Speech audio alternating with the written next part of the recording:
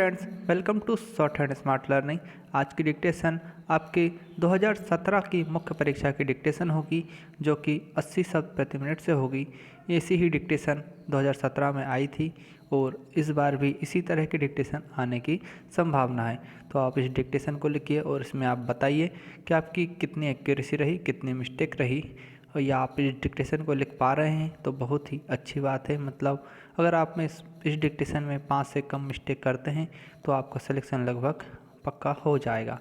अगर ज़्यादा मिस्टेक आ रही हैं तो आप इसकी प्रैक्टिस कीजिए। इसी तरह की डिक्टेशन आपको देखने को मिलेगी।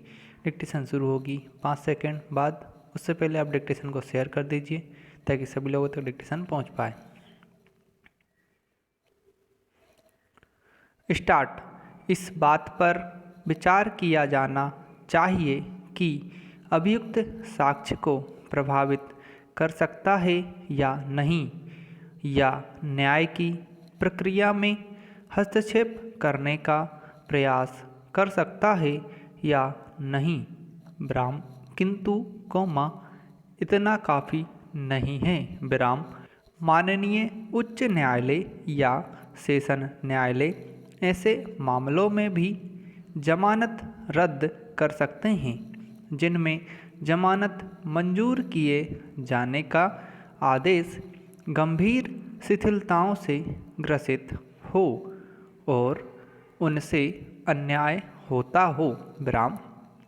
यदि जमानत मंजूर करने वाला न्यायालय उन सुसंगत तथ्यों को अनदेखा करता है जिनसे अभियुक्त का अपराध में आलिप्त होना प्रथम दृष्टया प्रकट होता है, या न्यायालय ऐसे असंगत तथ्यों पर विचार करता हो जिनका अभियुक्त को जमानत मंजूर किए जाने के प्रश्न से कोई संबंध ना हो, कौमा, तब उच्च न्यायालय या सेशन न्यायालय जमानत रद्द करने में समर्थ होगा।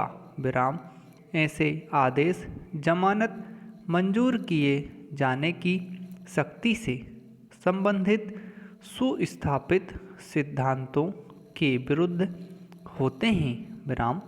ऐसे आदेश विधिक रूप से शिथिल और असाध्य होते हैं जिनसे अन्याय होता है और उन प्रभावी परिस्थितियों को ध्यान में रखे बिना पारित किए जाते हैं, जैसे अभियुक्त का साक्ष्य को प्रभावित करना, कौमा, उसका न्यायालय से भाग जाना आदि, कौमा।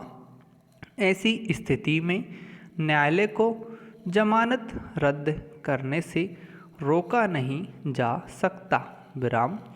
माननीय उच्च न्यायालय या सेशन न्यायालय ऐसे आदेशों को रद्द करने के लिए आबद्ध है, विशेषकर ऐसी स्थिति में जब ऐसे अभियुक्त को जमानत पर मुक्त किया जाए जो जघन्य अपराध में आलिप्त हो, क्योंकि परिणाम स्वरूप, कौमा, ऐसा करना अभियोजन पक्ष को निर्बल बनाना होता है और इसका समाज पर प्रतिकूल प्रभाव रहता है। यह कहने की आवश्यकता नहीं है कि इस न्यायालय को व्यापक शक्ति प्राप्त है, कौमा, इस न्यायालय को जमानत मंजूर किए जाने और रद्द किए जाने दोनों ही के लिए ये सिद्धांत बराबर बराबर लागू होते हैं। मामले पर कुल मिलाकर विचार करते हुए हमारी यह राय है कि न्याय के हित के लिए अभियुक्त को जमानत मंजूर करने का आक्षेपित आदेश अभिखंडित किए जाने योग्य है और पुलिस को अभियुक्त को अभिरक्षा में लेने का आदेश दिया जाना आवश्यक है।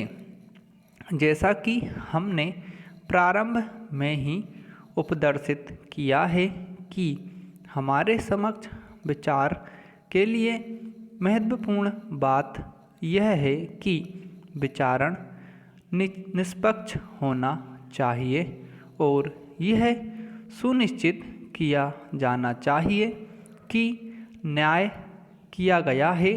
यह केवल तब हो सकता है जब साक्षी बिना किसी भय के स्वतंत्रतापूर्वक सत्यता के साथ अभिसाक्ष्य दे और ऐसा न्यायालय को समाधान हो जाए। विराम। उक्त मार्गदर्शक सिद्धांतों के आलोक में जमानत का रद्दकरण किया जा सकता है। समाप्त। दोस्तों, आप लोगों को डिक्टेशन पसंद आए हो तो हमारे चैनल को सब्सक्राइब कर लें और डिक्टेशन को ज़्यादा से ज़्यादा शेयर कर दें।